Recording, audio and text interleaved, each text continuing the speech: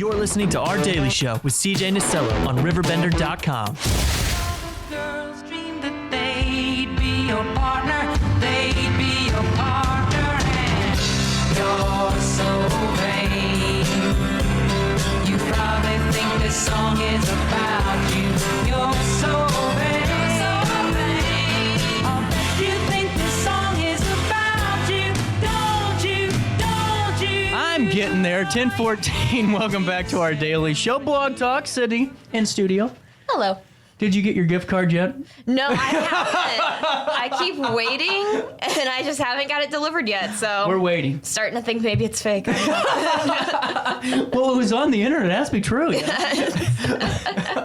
So you packed your car Yep, with your friends, absolutely. and you blasted America as you drove off into the brisk afternoon, evening. It was freezing and wet and gloomy and gray, but yes, we were off. We went on a road trip to Arkansas. So this was something you wanted to do for a while. Yeah, it's kind of a funny story, but no, I was in like fourth grade. I did a project on Hot Springs National Park, and ever since then, it's been in the back of my head that like this seems like such a cool place to go. I'd love to see it sometime. And then a couple weeks ago, I forget even what even happened, but I just saw something about it again and was like, what am I waiting for? Why not just go? If I can go, why not just do it? So Right. we went. Well, how'd it go? I mean, take me through. So before we go into the deep dive here, like ballpark it, what were you expecting, like in terms of box out of 10? Were you expecting a 10 out of 10 experience, or did you think maybe shoot for a 7 out of 10? I'll be honest with you. I had built it up so much in my head since like age 9. So I was ready. Whatever was going to happen, I was going to like love it already because I was just so pumped about it. So it was pretty cool though. So you were ready. It was pretty neat. And see, what I was worried about, I don't know what's in Arkansas, but I've only been once to Arkansas. Yeah. I've been a couple of times for soccer, but the one time I do remember, it was the middle of January and it was like 40. It wasn't even 40 degrees. It was like 28 degrees out there and freezing. Was it cold? It could have been a lot worse. We got kind of lucky. Mm-hmm. Yeah, we got a little bit of a break while we were hiking, and it ended up somewhere in like the 50s, and we had some blue sky, which after last week in Alton was great. Seattle. Yeah, it's been ridiculous. So no, honestly, it was a great experience, and we had a really fun time. Whenever I went to the hot springs up in Yellowstone, they have those, I don't know if you call them hot springs, but the geysers or whatever you call them. It was cool. It's very cool. But there's like bear stuff laying around and there's buffaloes wandering. There's a safety hazard over there in Yellowstone. In Arkansas, did you have any wildlife to watch out for? No, it's kind of interesting because the park is, unlike a lot of other national parks, it's very much in the town, kind of. Is it really? It's like right against the town. So there's a couple of mountains, quote unquote mountains. They call them mountains. I don't know. Would you call them a bluff or a mountain? I'd call it a hill. But that's just me. So there are a couple, you can get into nature and hike around and enjoy and really see, be in nature, but it's very close to town. So it's not so much like wildlife, but it is kind of the best of both worlds because you're in nature if you want to be, and you're back in town, and it's very cute What downtown. town is it? It's Hot Springs, Arkansas. Oh, is that what they call it? Yep. Oh, I should have Googled that. Isn't that interesting? What's the vibe of the town? Do they have they embraced the whole we're a national park kind of thing? Absolutely. It's very cute, to be honest. It reminded me in some ways of downtown Alton just a little bit, but it was, kind of bustling when we were there. And so that was kind of nice to see. And we walked around and checked out some of the shops and boutiques and that kind of thing. It was very cute. Did they know you were a tourist? Probably. See, that's always my dad had this saying, and he still does. Hold on, I gotta find a way to sit here. Right. I have a sitting problem. We would go, and every time he goes on a trip, he tries to blend in. He doesn't want the tourist thing to show. It shows every time. I haven't told him that yet. He's watching. But for you, do you have like a way to kind of hide the tourist, or do you embrace the tourist? Well, because we had such a short time there, right? Yeah. So we were dressed to go hiking. So in the morning we went hiking, and then in the afternoon we kind of walked around the town. So it was very obvious that we were there to hike. Yeah, that's pretty cool. It was kind of hard to hide it. So how long was your drive? Because that's about, 4 hours? It's about 7 hours. Oh, God. So, yeah. How far into Arkansas is that? It's past Little Rock. Is so it that? Okay, yeah. because I was in Little Rock a lot for soccer, not you were past that. It's past Little Rock, just a little bit, but it was about 7 hours, so. But like you said in the blog, the drive there is a lot easier than the drive coming home, It's all in what you get used to. Yeah. So the drive there, we're pumped up. We're going on an adventure. It's going to be fun. All of of a sudden it's 10 p.m. and that's a little less fun. It's pouring rain. You're like, oh God, please. But you get through. So how'd you prepare? Because this is always, I always am either way underpacked or way overpacked, and it's obnoxious. Is that kind of how you are? Have you mastered the whole traveling thing? I tend to I have not mastered traveling, and I tend to underpack and then be kind of just in a situation where I just have to wear whatever I have. Same. Yep. So, you just live with it and you get through it. You know. Yeah, pretty much. And I tend to underprepare for things like that, to be honest with you. So I did a little bit of reading, and then I was like, we'll be fine. It's hiking. Yeah. It's fine. Yeah. And then, we get there, and it's like, well, probably should have brought, like, water bottles and a first aid kit. And, yeah. So did you bring the Jenga game? No, we didn't bring the Jenga game. Because you had to fit the guitar. There was a lot to fit in. So we had, some of those extra things like Jenga had to go away. So we could prioritize things like a guitar. So, most importantly. How many went with you? It was 4 of us total. So really? It was a nice little, kind of a packed car, but a nice little group and my good friends. Keeps it moving. So, yeah, exactly. Now, whenever you get down there, I read that you were expecting a little bit of a activity, but little did you know it would turn into an extraneous one. Yep, absolutely. So what turn did you miss? Well, we're trying to connect. Again, we have one day. Right, so you got to get it all in. We have exactly what hike we're going to take figured out. We know where we're going to go. We have it planned. We're ready. Mm-hmm. So we start going, and immediately we have the map spread out. We're staring at it. We're about 20 feet from the visitor center at this point, and we're like, okay, we're going to go right, and we shouldn't have gone right. So to the left, always. Yeah, always to the left. What do you know? But so we started off a little rough, pretty strenuous beginning, but it was rewarding then afterwards when we got to just walk around and take it leisurely. So. Yeah, well, take me through the differences between like a Pierre Marquette hike or a Godfrey hike and a T&I to where you experienced down in Arkansas. What's the terrain like? Is it somewhat similar or a little bit different? I'd say Pierre Marquette. It's been a second now since I've hiked at Pierre Marquette, but I'd say those paths are a little clearer, maybe. And then, this was a little bit more nature filled, so it was definitely a little bit of a rougher terrain. But that's okay. We got this. Experiences, exactly. And you got to live the dream. Exactly. Going to the hot springs. And, and in the end, that's all that I was really there for. So I was happy all around. It was a good weekend. Do you ever have a fear when you're in any setting of woods that a bear's there?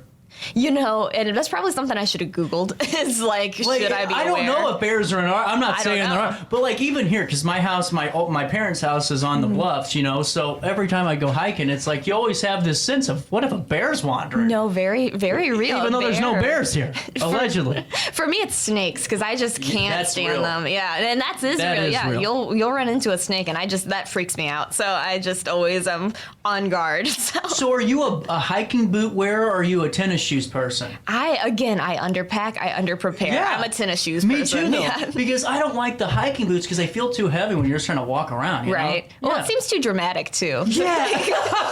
That's a good point. You go to prepare for Everest and you're at the hot springs in Arkansas. I don't need that. It was pretty chill, so. Well, whenever you're writing this, did you ever have a moment where you went back to your 4th grade self and kind of thought about what you wrote about or presented at the time and then, how it turns and translates to, 23-year-old, 24-year-old Sydney? Yeah, it's interesting just how, things like that, once upon a time, and it's kind of a joke. It's kind of funny to think about 4th grade me wanting to go to this hot spring, right. But it's kind of sweet in a way too that, 10, 12, 13 years later, here I am actually doing it and very full circle, and I'm a completely different person than obviously than I was then. The year of yes. The year of yes. So, why not? Why not say yes to things? Why not go on trips like this if you have the ability? Why push it back? Now, were you the spearheader of the trip or were your friends? I was the spearheader. You were, okay. Which meant I was also, then my friend said, okay, this is your trip, plan it. So. Who drove? I drove. Oh, so wow. It was 7 hours, and I tapped, to be fair, I tapped out after hour 6 or so and was that's fair. Yeah. That's fair. I think 4 hours is an acceptable transition time. Thank you. Yes. Half of the trip, I think, is a transition. Well, and see, my thing is I can't drive that far. Yeah. I get really, and this is for real, I get really anxious driving myself. Like if I'm No, I do too. So the rule was, and it still kind of is, whenever CJ gets back from Georgia and we start traveling again for wrestling, I don't drive. Yeah, no, good for I'll you. drive to your house and you can take me around town, but I am not driving 4 hours in a car. I'll ride 4 hours in a car. And this is the first time that we've gone on a few trips before, me and my friends. This was the first time that it was my car, me driving most of it, and it was stressful. It is. I'm going to be honest. Now, what are the drivers like in Arkansas? Honestly, they were fine. Probably the hazard was me. You are too nice. I was going to ask you, you got any Missouri drivers action going on over there? Me. That was the problem. I was the problem. So. Well, I just think it's really cool that you get to write about these and really just have fun with them, because it's not very often you get to go do things that you want to do and kind of use them for some of the stuff that you're working on here, and that's cool. Well, and it's a cool way, too. I was talking to Dan Brannon, our content director, right? And we were talking about how it's interesting, too, because you get to kind of, catalog what you've done and think about it and reflect on it. And that's just, writing is something that's my first love, right? It's just writing in general. Right. So I love being able to do that for RiverBender, too. That's so cool that I have the chance to do that here. And so it's been a great experience. Yeah. For sure. Now, what music was played on the guitar? On the guitar? Did it get played? It did get played. Okay, because I was once. Once. So hold on here. We got rid of Jenga for a once time around a guitar. Here, hold on. I know, right? No, but that's what I mean. We had the most depressing playlist on the way there, and then the most depressing music was played on this guitar. Well, you started off with America, We started off with America, which is sad. Let's be honest. It's a sad song. It's a good song. But we ended up, I think it was like 10 p.m. and we're in Little Rock and the rain is pouring and it's Lover, You Should Have Come Over. And I'm like, God. Okay. All right. We need a break. Like Holly Holy or something, maybe. Something. So what was your friends' experience? Did they like it too? Was it a good group trip? Yeah, I think everybody really enjoyed it. None of us really knew for sure what to expect. And this was kind of, again, this is kind of a random trip and kind of one that I was really, really a big advocate for. So I think everyone was kind of just down for the ride, but everyone enjoyed it and we had a nice time. Well, something you did before that I didn't do on my first trip. Well, I should have told people what I was doing. My first car was a POS, a 1989 Toyota Camry that stood in this old lady's garage forever. Yeah. It was fine until you realized that all the stuff was rotted out because she never drove the darn thing.